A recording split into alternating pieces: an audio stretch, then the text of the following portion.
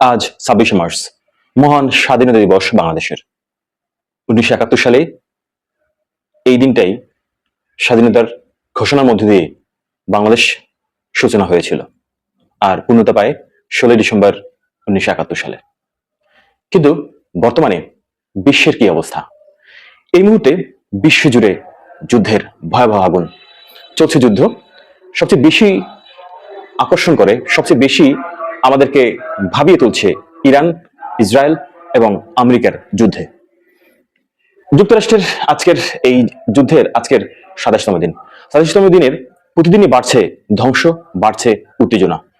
Donald Trump প্রশাসন এখন মরিয়া হচ্ছে, এরকম যুদ্ধ বন্ধ করতে যাচ্ছে, যে কোনো উপায়ে যুদ্ধ বন্ধ করতে যাচ্ছে। আর একটি যে ইরানের পররাষ্ট্রমন্ত্রী স্বীকার করেছেন যে ওয়াশিংটন এবং তেহরানের মধ্যে মেইল চালাচালি হচ্ছেন সিদ্ধান্ত নেওয়ার ক্ষেত্রে আর কি। তো সেক্ষেত্রে দেখা যাক যুদ্ধ কতটুকু যায়।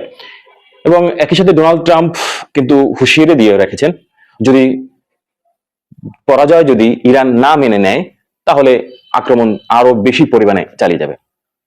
এ হচ্ছে ডোনাল্ড ট্রাম্পের কথা। একই সাথে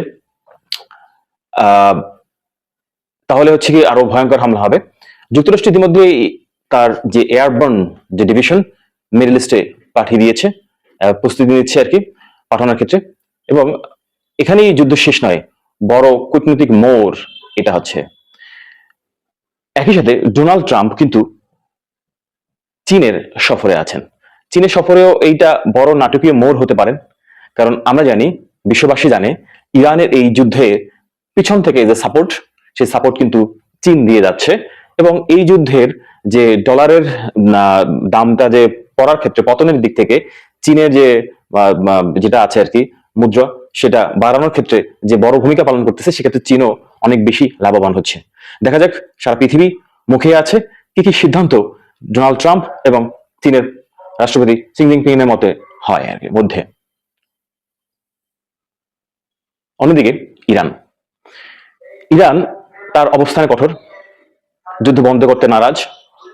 তার যে প্রস্তাবনা ছিল সেটা পূর্ণাঙ্গ পেতে, অর্থাৎ তার প্রস্তাবনা ছিল যে যে ক্ষয়ক্ষতি হয়েছে ক্ষতিপূরণ দেওয়ানো, হামলা চালাবে না, তার সাথে সাথে হচ্ছে হরমুজ প্রণালীটা সম্পূর্ণ নিয়ন্ত্রণে থাকবে ইরানের।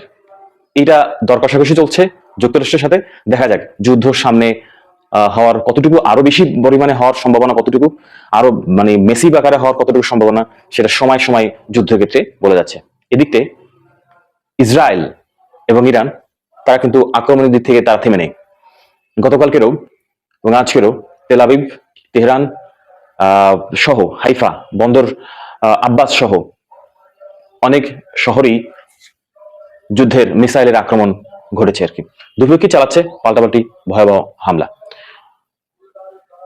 এর সাথে সাথে ইসরায়েল লেবাননে আরো বড় ধরনের আক্রমণ চালিয়ে যাচ্ছে আর কি। এটা হচ্ছে খবর। এর সাথে ইরান সরকারের পাশে দাঁড়িয়েছে ইরাক সরকার। এটা তো অত্যন্ত গুরুত্বপূর্ণ নিউজ। এবং এর সাথে যুদ্ধের পরিস্থিতিতে আরো প্রাণঘাতী, আরো বড় হওয়ার আশঙ্কা রয়েছে। আমাদের জন্য একটা গুড নিউজ আছে।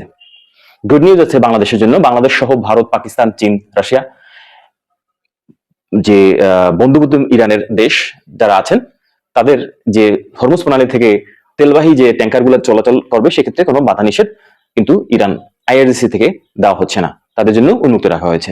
তার মানে হচ্ছে কি, বাংলাদেশের তেলের বাজার অস্থির হওয়ার চান্সেসটা কম। এখন যারা তেলের বাজারটা অস্থির করে রাখছেন, তারা অবশ্যই এই যে সিন্ডিকেট, বাংলাদেশের সিন্ডিকেট, তারাই মূলত এর জন্য দায়ী হতে পারেন। তো সকলে আমরা জানি, আমরা জেনেছি নিউজটা যে ইরানের কোনো বাধা নিষেধ নাই বাংলাদেশি ফ্ল্যাগবাহী ক্যারিয়ারের। এবং প্যানিক হওয়ার আসলে কোনো কারণ নেই। বিষয়টা হচ্ছে কি, এই যুদ্ধ কখন থামবে তা এখনো অজানা। যে কোনো সময় নাটকীয় মোড় নিতে পারেন। বিশ্ব এখন যুদ্ধ আর কূটনীতির মাঝে আটক। আপডেট পেতে চোখ রাখুন আর্থ ডেইলিতে।